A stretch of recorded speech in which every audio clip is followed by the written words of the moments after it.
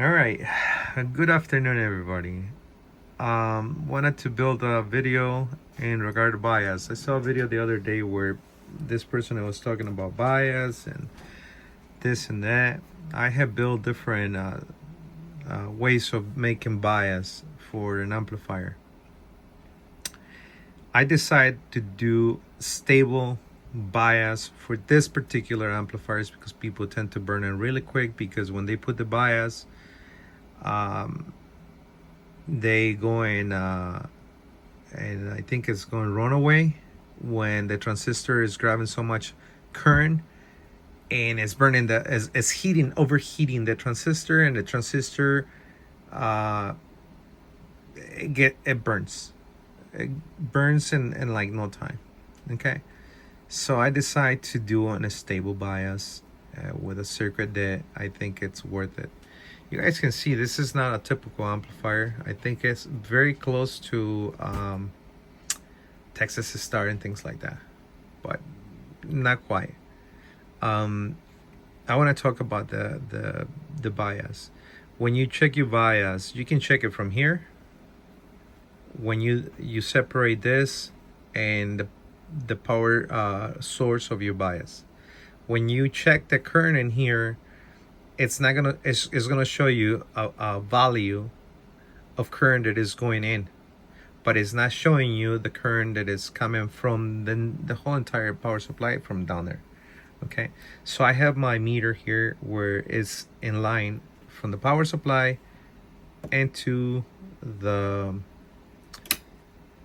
amplifier. What I mean with that, all right, here it is. It's literally in zero. I'm going to turn it on. This LED is taking 5-6 milliamps right there. If I turn it off, you guys can see. Okay, so we're going to see the amount of current the bias circuitry is going to take for a dual transistor. For two transistors, you should not go more than 500 milliamps. You should not. You're crossing the saturation point. And it's not like your voice is gonna sound saturated. It's not what I'm talking about. So when you go over that, you start rushing your transistors to get an overheater. Is gonna go overheat. So the temperature is rushing, right? You guys will see it on the resistance here. This is a 36 ohms, by the way. If those that wanted to copy things, this is a 36 ohms. So I checked the ripple. It was pretty high, and it was rushing things, and the values they were really, now is really nice and very stable. This is stable bias. So I wanted to show you guys, once we have the power on, right now it's at 14.8 volts. 14.8 is coming from the power supply, and now I'm gonna active no RF. When you check your bias, you don't put RF in there. This is going to ground. I'm gonna activate my relay. I'm at 474 milliamps, and it's not rushing, because if it's rushing, that means these numbers will increase. Okay, you know what, I should do I will show you guys what did I mean with this. So give me 1 second. I'm gonna pause the video and I'm gonna put it together so you guys can understand what I mean. Okay, I'm back. So what I did, I removed part of the circuitry that it's on the bias part, so you guys can see what I was talking about. When you activate your bias and the current, it goes in rush. And let me turn on my my flirt. There you go. So you guys can see what I'm talking about, because if you don't do this stable, eventually your transistors get burned. So right now I'm gonna turn on there you go. I just turned on the amplifier. You guys can see there 7 milliamps. 6 milliamps, okay. And this is going in rush, and you guys can see here the transistors are getting really hot. So I gotta disconnect it because I don't like that. And you guys can see there's the 2 transistors there. They're going in rush away or runaway, and this is this right here is the resistance from the bias, that one right there. Next to it we have, let's see, do it again. It's going into ground. You guys can see the numbers are going really fast, and you guys can see the 2 transistors are getting really, really hot, really quick. There you go. This is what we don't want. By keeping this stable, the way that I talked to you guys earlier, it's gonna keep your amplifier cooler.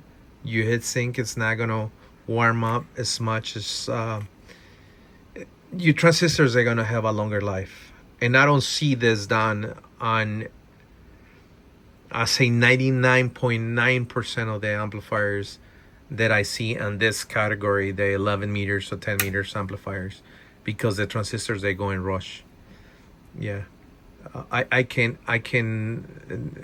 do an amplifier exactly like some of those companies, they do it out there, and with their bias, and I can do exactly what I did, and it's gonna go in rush because it's not calibrated. It's not it's not gonna be stable. The current is not stable, and it's making the transistor to go really, really hot, and that's what you don't want. Let me cut the video, and then I'll talk about it a little bit about it. All right, I'm back. I'm gonna do the same thing. Let me turn it on. It's on, and it goes in ground, and you guys can see it there. Stable. Very nice. Very, very nice. So make sure your amplifier is stable in class AB. It will be an AB. I think Gatekeeper done a couple of videos on bias.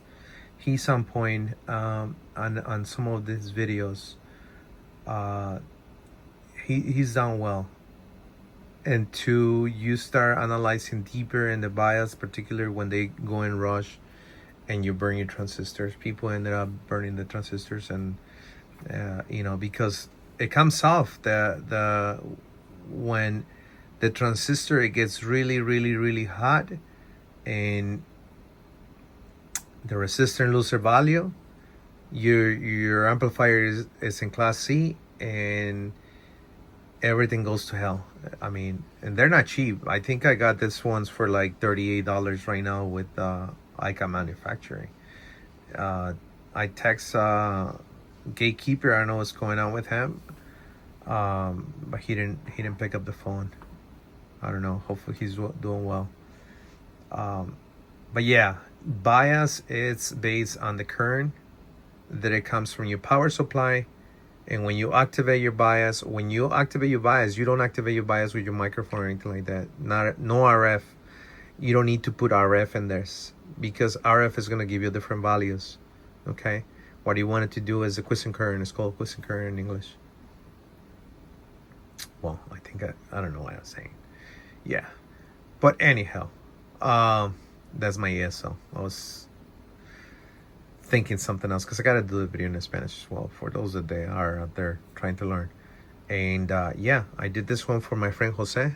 I'm gonna do some testing probably tomorrow. I'm really tired today, and I want to have one because I don't have one. The only one I have is this is my little one, the one pill that was giving me over 250 watts, one transistor. So yeah, and I built this other one for myself.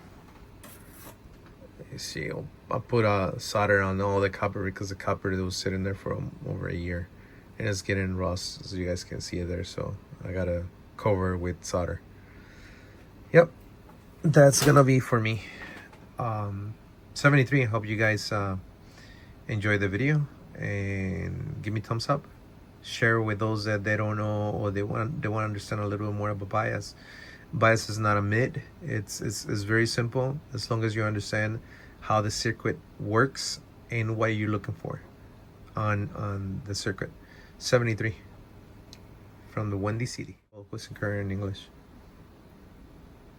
Well, I think I don't know what I was saying. Yeah, but anyhow, that's my ESL. I was thinking something else because I gotta do the video in Spanish as well for those that they are out there trying to learn. And yeah, I did this one for my friend Jose. I'm gonna do some testing probably tomorrow. I'm really tired today, and I want to have one because I don't have one. The only one I have is this is my little one, the one pill that was giving me over 250 watts, one transistor. So yeah, and I built this other one for myself. You see, I'll put solder on all the copper because the copper that was sitting there for over a year, and it's getting rust, as you guys can see it there. So I gotta cover it with solder. Yep, that's gonna be for me. 73. I hope you guys enjoy the video and give me thumbs up. Share with those that they don't know or they want to understand a little bit more about bias. Bias is not a mid. It's very simple as long as you understand how the circuit works and what you're looking for on the circuit. 73 from the Windy City.